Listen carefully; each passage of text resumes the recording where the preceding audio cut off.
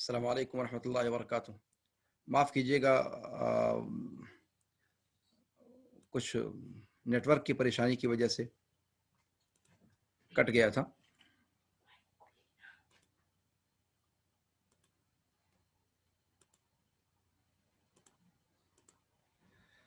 جی السلام علیکم ورحمۃ اللہ وبرکاتہ۔ معاف کیجیے گا، نیٹ ورک کی پریشانی کی وجہ سے کچھ پریشانی آ گئی تھی، اور اب پھر ہم جو ہے اپنا درس جاری رکھیں گے انشاءاللہ۔ جی تو یہ کہہ رہا تھا کہ ولا نرى السيف جو اصطلاح ہے یہ دوسری اور تیسری اور چوتھی صدی ہجری کے علماء نے اس کو استعمال کرنا شروع کر دیا تھا، اور اس سے مراد کس کو لیتے تھے؟ اس سے مراد ان لوگوں کو لیتے تھے جو ائمہ وقت کے خلاف، حکام وقت کے خلاف بغاوت کو درست سمجھتے تھے اور اس پر ابھارتے تھے، اس پر تشجیع کرتے تھے، چاہے عملی طور پر خود وہ بغاوت کرتے رہے ہوں یا نہ کرتے رہے ہوں۔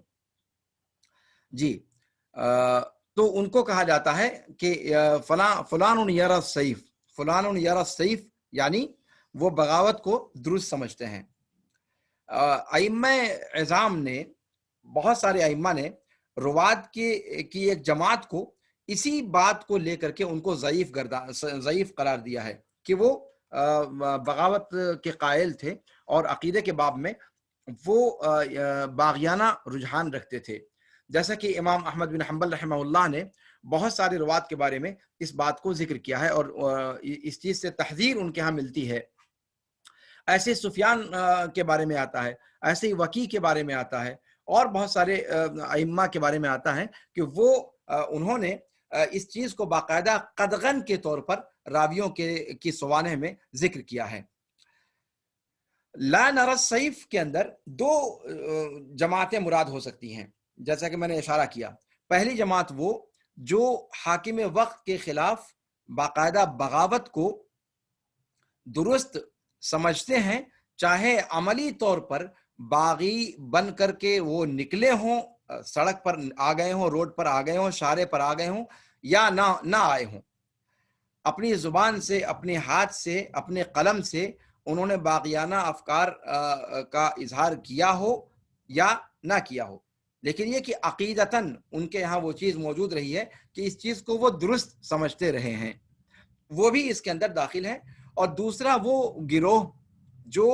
کسی متعین شخص کے خلاف تلوار اٹھانے کو جائز سمجھتا رہا ہو، سمجھتے رہے ہوں جب اس پر کفر یا ردت ثابت ہو جائے، یہ امام کی طرف اس کو نہ لوٹائیں، بلکہ کسی پر کفر اور ردت اگر ثابت ہوتی ہے تو اپنے طور پر اس کی گردن مارنے کو درست سمجھتے ہوں، ایسے لوگ بھی جو ہے اس کے اندر داخل ہیں۔ اور ان دونوں لوگوں کو کان یرى السیف کی اصطلاح شامل ہے۔ تہذیب و تہذیب کے اندر کہتے ہیں حافظ ابن حجر نے بہت سارے تراجم میں یہ چیز ذکر کی ہے۔ جی اس کے بعد ایک دوسری چیز یہ کہ کان یرى السیف والی اصطلاح جو ہے یہ کتاب و سنت سے ماخوذ ہے۔ اس کے اندر کتاب و سنت کے اندر بہت ساری دلیلیں ہیں جس سے اس کو تقویت ملتی ہے کہ یہ عقیدہ کہاں سے انہوں نے لیا ہے۔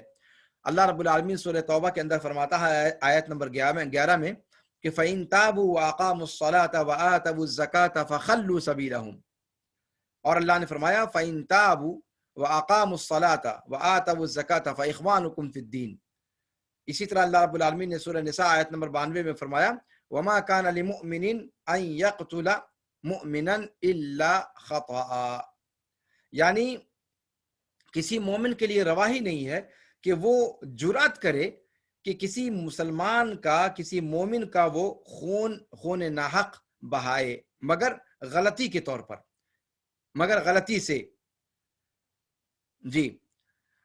جو شخص جان بوجھ کر کے ایسا کرتا ہے تو ایسا جان بوجھ کر کرنے والا ایمان کے وصف کا مستحق نہیں ہے، اس لیے کہ اس نے بہت بڑے کبیرہ کا ارتکاب کیا۔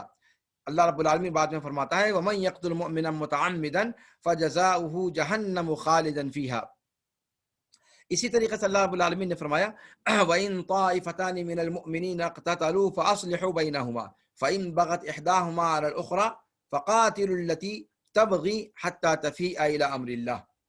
بغت احداہما علی الاخری یعنی قتل کے ذریعے سے اگر کوئی ان میں سے ایک زیادتی کرتا ہے تو فرمایا فقاتل التی تبغی، تو ان کے خلاف یا ان سے آپ قتال کرو یہاں تک کہ وہ اللہ کے معاملے کی طرف لوٹ جائے. تو یہاں پر پتہ چلا کہ جو قتال پر جو آمادہ ہوا یا جرأت جس نے کی وہ اللہ کے حکم پر نہیں ہے، بلکہ اللہ کے امر، اللہ کے حکم سے نکل گیا، اس کی شریعت سے نکل گیا، اس کے دین سے نکل گیا جو محمد صلی اللہ علیہ وسلم لے کر کے آئے ہیں. اسی طریقے سے اللہ کے رسول صلی اللہ علیہ وسلم نے فرمایا لا